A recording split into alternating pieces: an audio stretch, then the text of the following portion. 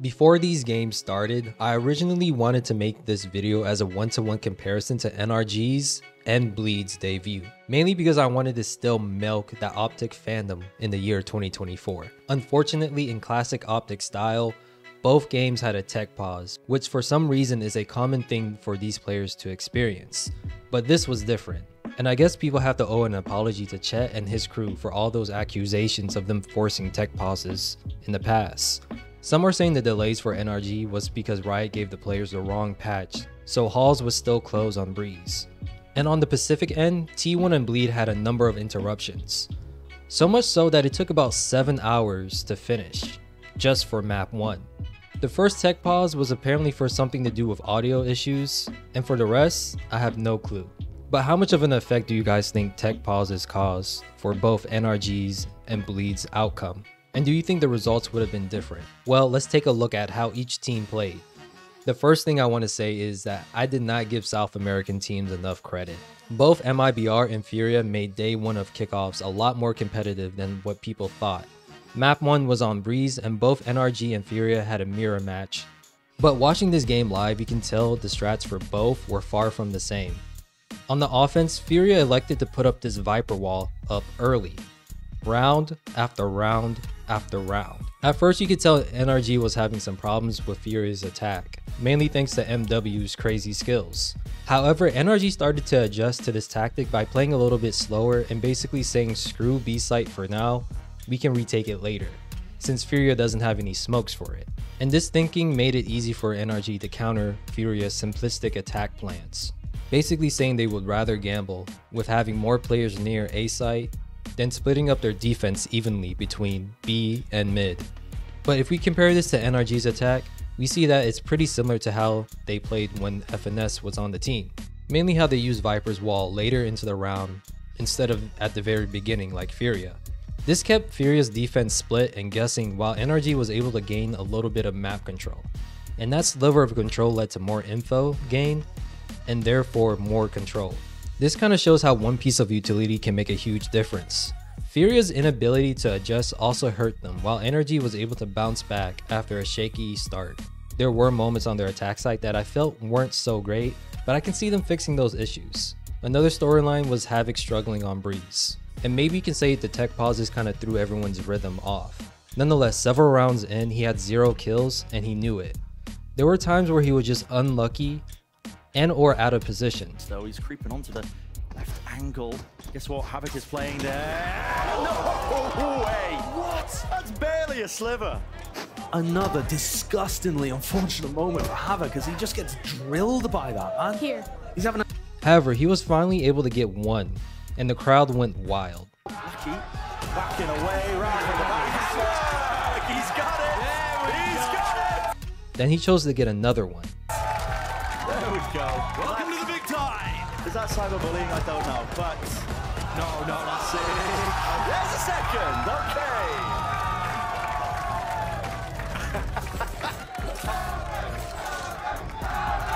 I love that. Honestly, as a player, I'm sure he was relieved, and hearing those chants helped a bit, especially for the next map. But it is kind of funny how the crowd was cheering for just those 2 kills. It was so rough that he ended Breeze 2-20. But what really hurt the most was the 6 first deaths he had.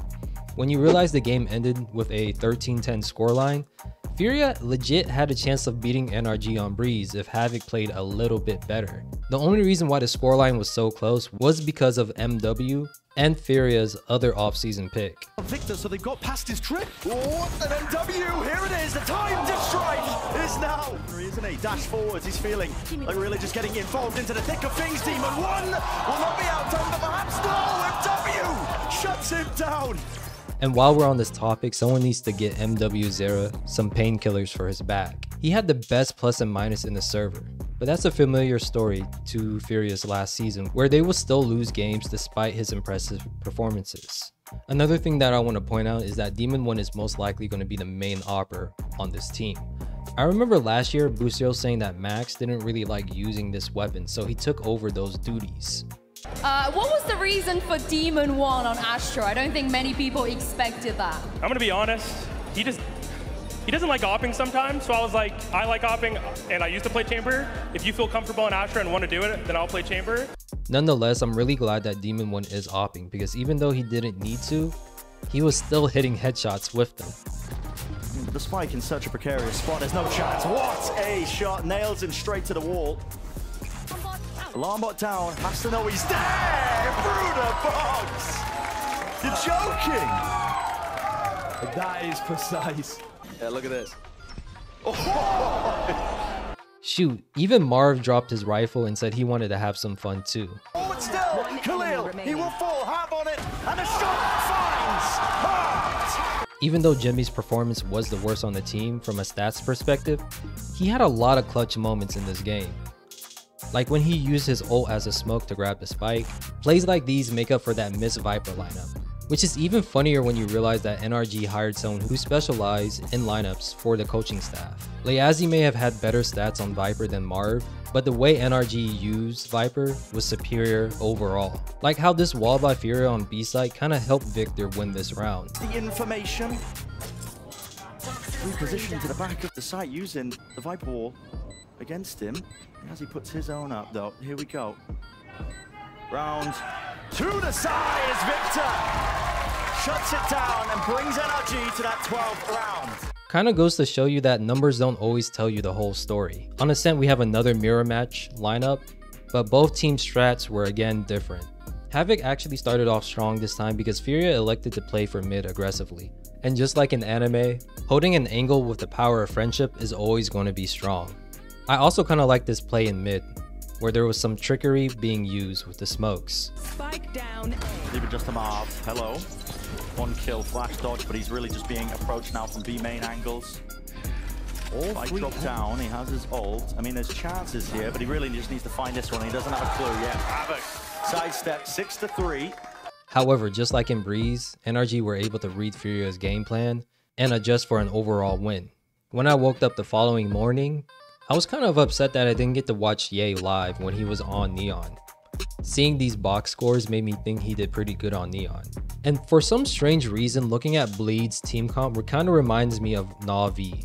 Regardless, Ye was able to still get some kills, but after watching Izu's ace... No pun, but relay bolt now coming through. There's a slide forward. Izu again, though, trying to hold them back.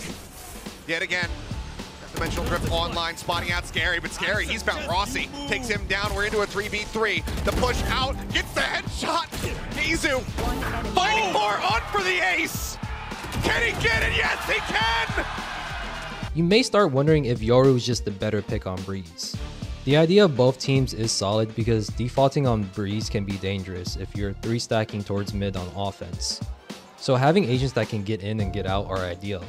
In my opinion, Yoru is just better at this due to his TPs.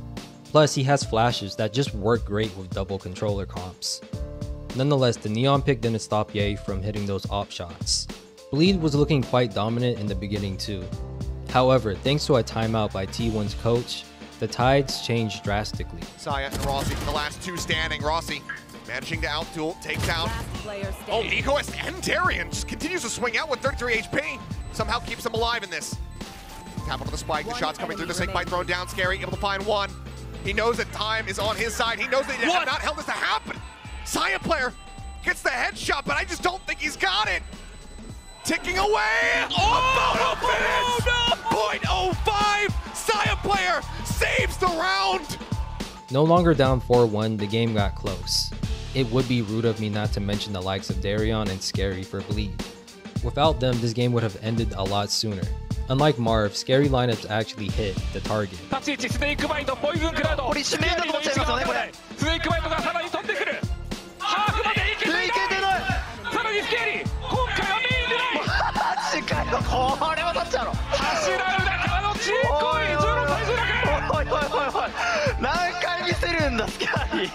And secured many rounds for Bleed. However, it was not enough to overcome performances by Saya player and Excurate.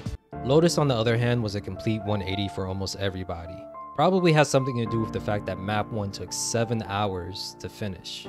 And while Carpe and Rossi had quiet games on Breeze, they decided to flip the script and told Saya player and Excurate that they could rest now. Carpe had 3 first kills, and a 10 plus and minus rating on this map, while Rossi had 4 first bloods. Bleed kinda just looked lost on Lotus, and maybe it was because of fatigue, because of how long they were stuck at that venue. Again, map 1 took 7 hours to complete, plus the fact that they lost in triple overtime might explain the slump heading into Lotus. I don't want to blame the tech pauses too much as the reason for them winning, because both teams had to go through it. It would be taken away from T1's effort. It's unfortunate, but we have to give credit to T1 for having a strong mental fortitude to close out this series in dominant fashion. And with that, I have to say, out of all the former Optic players who showed up on day 1 of Kickoffs, the man himself, Finesse, won. He didn't only get to enjoy making fun of this dumpster fire, he also said from the very get-go he wasn't going to watch Bleed versus T1. It's annoying me, this question. I'm going to watch 2 matches today, and Ye's match will not be one of them. So after he got to watch Oxy ace not once, This time the flashes towards main. Seekers instantly coming out here for Zeppa as Oxy once again comes in for the support from the top. Satchel on the other end. Nice little neutral coming out. Oxy will get the last one for the high-by power race. but twice. An assist from the wingman to get the clap onto RG, allowing Oxy to get his second ace of the VCT Americas. As well as show off some cool Yoru tech by blocking Brim, Finesse said he had enough and went offline, saving himself necessary sleep and frustration that everyone else had to go through who decided to keep going. So it doesn't matter if he's playing in or out of the servers, this man keeps pulling off master classes. So in the great words of Fly Reacts, look at Finesse, man, so inspirational.